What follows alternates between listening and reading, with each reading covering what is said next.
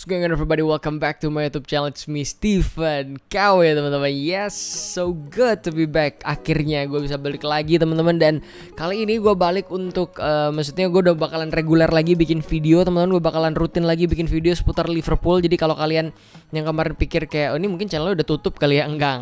I'm back man, I'm back. Dan kali ini bakalan reguler lagi. Kemarin ada satu dan lain hal jadi gue nggak bisa melewatkan banyak pertandingan. Kita menang, kita kalah, imbang dan sebagainya. Tapi akhirnya gue balik lagi. Dan kemarin gue sempet balik waktu drawing Liga Champions. Gue bikin live stream. Dan kemungkinan gak tahu gue bakalan bikin live stream lagi. Tapi untuk hal apa, lu bisa komen di bawah. Kira-kira apa yang mau di live streamin gitu yang seru gitu kan. Kita bisa ngobrol bareng gitu. Anyway, gue bisa balik lagi bertepatan dengan Premier League juga kembali akan bertanding teman-teman, ya kan. Jadi kemarin setelah international break gitu kan, sekarang Premier League bakalan bergulir kembali. Hari ini kita bakalan ngebahas Arsenal versus Liverpool game week ke-30 kalau nggak salah ya. Game week ke-30, match day ke-30. Jadi ini bakalan sisa 8 pertandingan setelah ini, which is tuh makin berat buat Liverpool mengejar zona Liga Champions. Dan kita bakal membuka dengan melawan Arsenal. So, let's get started.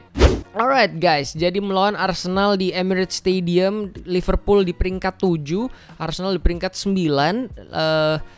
Liverpool poinnya 46 kalau nggak salah. Yes, Liverpool 46 dan Arsenal poinnya 42, hanya terpaut 4 poin saja teman-teman. Gitu kan, untuk memperebutkan spot di zona Liga Champions yang itu sangat sulit sekali gitu kan. Dan bukan hanya itu, karena di week ini, game week ini juga ada pertandingan seru lainnya. Ada City melawan Leicester City, Manchester City melawan Leicester City. Itu juga menarik karena kalau Manchester City menang ya sudahlah gitu kan memang. Tapi akan mempengaruhi perolehan poin Leicester City kalau seandainya Liverpool bisa mengalahkan Arsenal kayak gitu. Jadi banyak pertandingan-pertandingan yang menarik. Ada West Ham juga di tengah-tengah ada 7 tim gitu.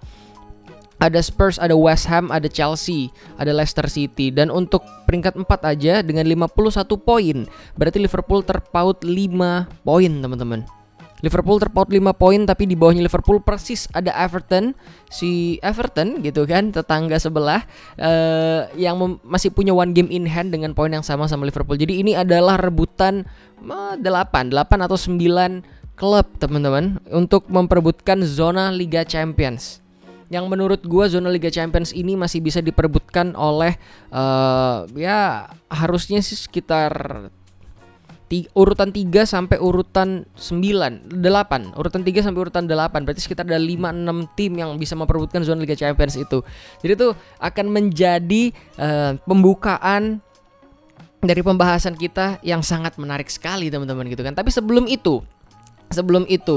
kita membahas detail tentang teknisnya gitu ya, gimana kira-kira preview gue tuh ingat ya, kalau bahas tentang Arsenal waktu gue pergi ke Emirates Stadium gitu kan, gue pergi nih ke Emirates Stadium itu lucu pak gitu kan, si tour guide-nya gitu kan, dia tuh akhirnya di satu momen mereka menunjukkan salah satu ruangan yang asalnya adalah ruangan press conference, kemudian sama mereka dia bilang kayak, ini sekarang jadi ruangan buat piala kita gitu, karena kita punya satu piala yang terlalu banyak gitu dan gak ada ruangan yang cukup gitu. Akhirnya kita merombak press conference room ini menjadi ruangan untuk trofi. Gua masuk dengan super excited gitu kan, gua masuk gua lihat.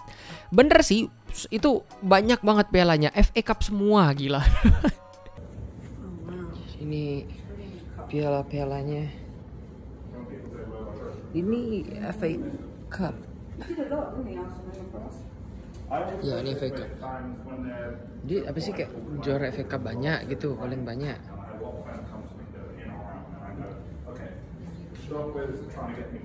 Dia kayak juara paling banyak gitu FA Cup. Aneh banget sumpah, apa sih. Jadi ada beberapa hal yang menarik tentang Emirates Stadium juga. Ntar mungkin next gue bisa bahas kalau kalian tertarik bahas tentang stadion-stadion di Inggris, nggak yang cuma tentang Anfield doang gitu kan. Tapi untuk sekarang kita bakal bahas tentang Arsenal versus Liverpool gitu ya. Liverpool, kondisinya Liverpool ini di jeda internasional ini, puji Tuhan alhamdulillah tidak ada pemain yang cedera gitu ya. Malah ada pemain yang comeback gitu. Roberto Firmino sudah kembali ke training gitu kan. Habis itu Chamberlain kemarin waktu lawan Wolves dia juga udah dapat menit bermain sedikit gitu. Naby Keita juga udah balik. Habis itu Fabinho sudah kembali ke posisi semula. Alisson juga sudah maksudnya sudah bisa move on dari kematian orang tuanya gitu kan. Kayaknya Jurgen Klopp juga udah bisa move on. Habis itu juga gue rasa semuanya udah balik gitu ke kondisi fisik yang fit gitu ya. Dan ya itu salah satu nilai positif yang kita bisa ambil gitu kan.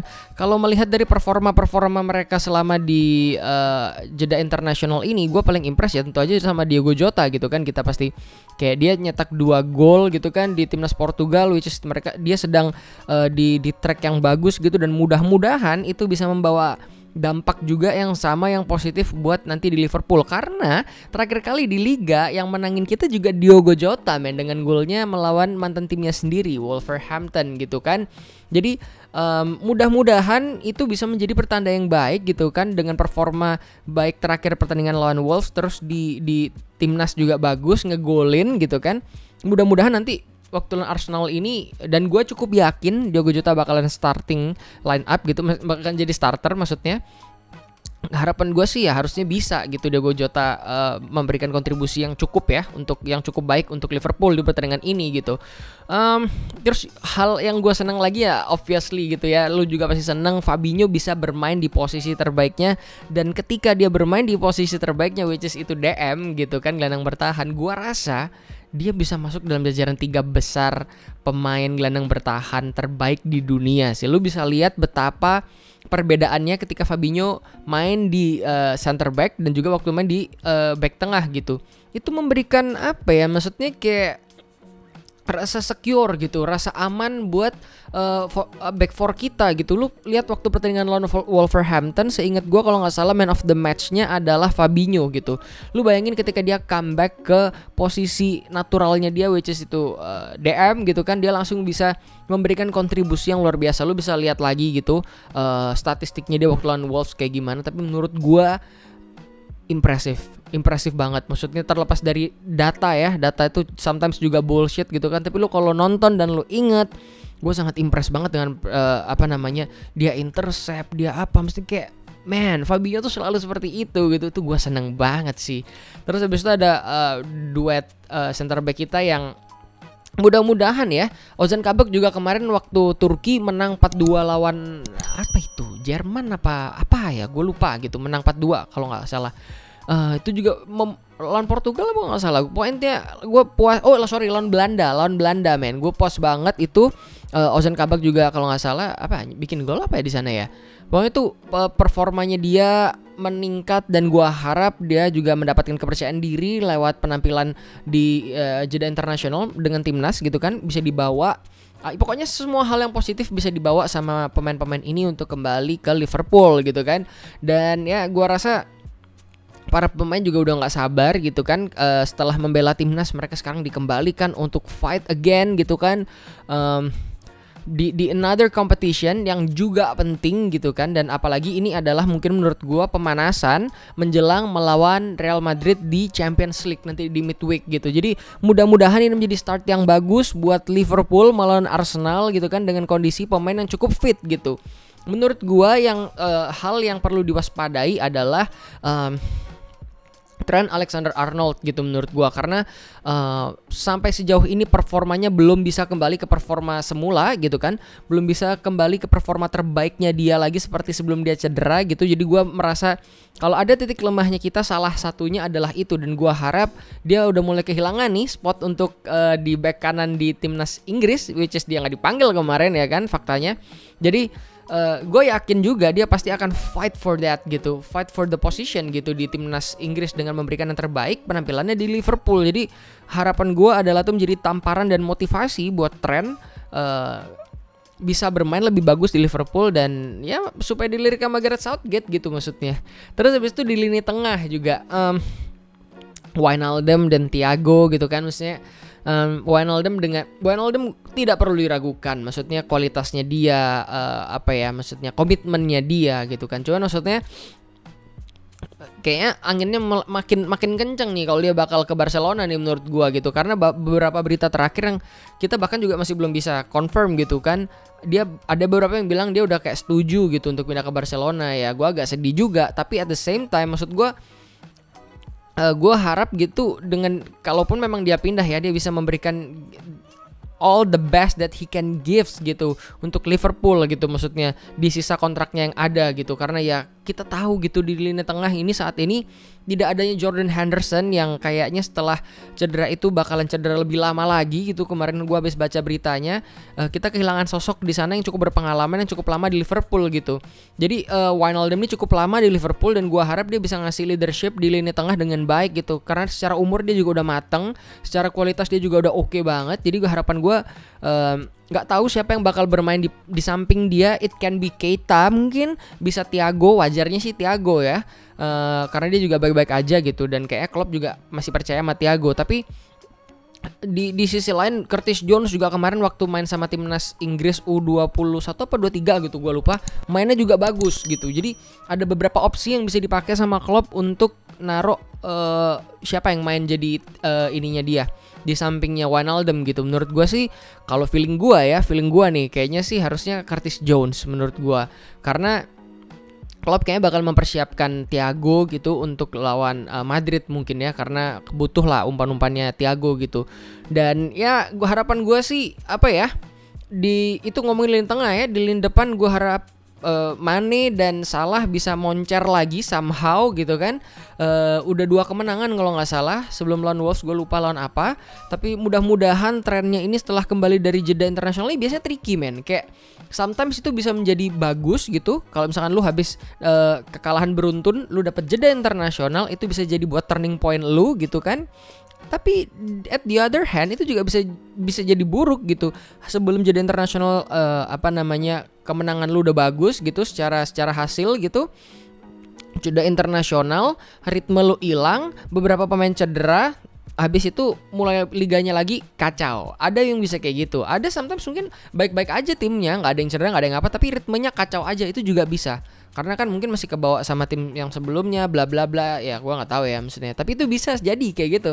Jadi menurut gue mudah-mudahan sih secara overall pulang dari timnas gitu kan, para pemain ini bisa tetap fokus, bisa tetap ya maksudnya apa yang di timnas, strategi yang dikasih tahu di timnas ya di timnas gitu. Sekarang lu udah balik ke Liverpool, lu harus ingat identitas the Liverpool way gitu kan, the Jurgen Klopp way gitu. Lu harus bisa ingat lagi, dan mudah-mudahan spirit yang baik-baik sih yang dibawa ke pertandingan melawan Arsenal ini. Karena di Arsenal sendiri harusnya justru lebih rentan, karena di sana ada 2 pemain yang cukup oke yang harus diwaspadai sebenarnya, tapi cedera gitu. Ya sebuah nilai plus buat Liverpool jatuhnya ya kan. Keuntungan gitu. Ada Bukayo Saka dan juga ada Smith Rowe gitu. Itu 2 pemain yang cukup pemain muda yang cukup oke, potensial gitu. Secara penampilan juga cukup oke, dipercaya sama Mikel Arteta gitu kan. Dan 2 pemain ini masih mengejar waktu untuk gimana bisa fit untuk bertanding melawan Liverpool gitu. Gua nggak tahu gitu. Mudah-mudahan ya, kalau kita harapannya ya, mudah-mudahan kita lawan siapapun dengan maksudnya line up seperti apapun, kita tetap bisa menghadapi yang terbaik gitu. Kita bisa menampilkan yang terbaik gitu. Tapi ya kalau ada 2 pemain kunci mereka yang cedera, ya berarti itu menguntungkan Liverpool gitu. Mudah-mudahan ya itu kalau memang nggak main beneran bisa menguntungkan kita sih gitu. Karena gue juga berharap sih nggak ada yang cedera di pertandingan besok gitu. Karena melawan Madrid itu adalah partai balas dendam anjing ya kan.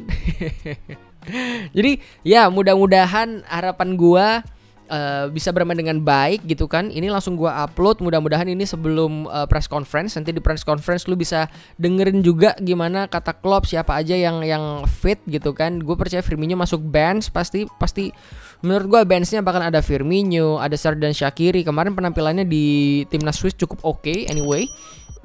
Terus habis itu bakalan ada Oxlade-Chamberlain di sana, kemudian James Milner, ya pokoknya pemain itulah lu tahu gitu kan. Mudah-mudahan sih ya, mudah-mudahan banget gua sih cukup optimis ya, walaupun kita bermainnya tandang dan itu cukup berat, tapi kalau nggak ada penonton tuh kayak menurut gua sama aja gitu. Yang menjadi beda tuh ketika ada penonton gitu. Kalau nggak ada penonton ya cuman main di stadion aja gitu. Ya ini stadion gambarnya banyak Arsenalnya gitu. Gitu aja bedanya mah. Soalnya kalau mau ngomongin kayak ini adalah kandang kita ya, kalau nggak ada penonton tuh kayak sama aja sih menurut gua ya. Jadi harusnya sih no pressure buat Liverpool gitu kan, karena bermain di kandang lawan, bermain tandang. Justru harusnya ini menjadi pressure buat Arsenal gitu. Karena apakah mereka mampu melanjutkan penampilan mereka yang cukup baik, karena sempat waktu di awal-awal musim itu kan ancur-ancur banget tuh Mikel Arteta sampai udah goyang banget gitu kan. Terakhir-terakhir ini udah cukup oke, udah mulai konsisten, malah Liverpool yang sebenarnya belum terlalu. Nah jadi Arsenal butuh untuk menunjukkan konsistensinya sebenarnya gitu. Jadi mampukah mereka? Harusnya menurut gue bebannya juga ada di Arsenal gitu. Karena kalau mereka nggak menang pertandingan ini, seandainya melawan Liverpool ya, mereka nggak ambil resiko untuk keluar menyerang, menurut gue bakalan sulit banget untuk mereka. Seandainya kalah ya, mereka sulit banget untuk ngejar zona event Europa League gitu. Menurut gue itu bakalan sulit banget. Jadi mau nggak mau Arsenal bakalan keluar menyerang, dan itu akan menjadi keuntungan buat Liverpool, karena Liverpool hampir selalu bermain bagus ketika melawan tim yang berani keluar menyerang, karena mereka membiarkan banyak ruang terekspos gitu, ruang kosong terekspos yang itu bisa dimanfaatkan sama permainan cepat Liverpool gitu menurut gua. Mungkin gitu aja dari gua ya kan. Gua nggak tahu menurut kalian kayak gimana.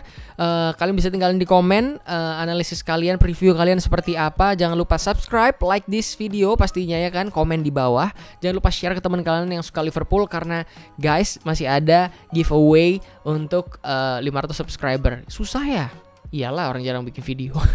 Tapi gitu aja mungkin dari gua sementara. Terima kasih. Yang jelas gua bakalan rutin lagi bikin video. Jadi teman-teman stay tune aja pastinya. Dan nanti beberapa requestan kalian tentang review barang Liverpool selanjutnya mana. Terus ada yang ngobrol-ngobrol sama orang Indonesia yang suka Liverpool, si Yoki, itu lanjutannya mana, beberapa. Dan gue punya kejutan buat kalian, karena ada temen gue yang di Liverpool gitu, orang Indonesia di Liverpool. Dia juga punya YouTube channel yang gue nanti bakal kasih surprise aja. Once gue bakalan bikin konten bareng sama dia untuk ngomongin situasi di Liverpool. Jadi kalau kalian suka tentang Liverpool dan kalian ayo berapi-api lagi guys, yuk stay motivated gitu kan, karena musim masih berjalan teman-teman. Oke, nanti gue bakal update lagi tentang videonya. Terima kasih teman-teman, sampai ketemu di video selanjutnya. Gue Stephen KW, stay safe, bye bye.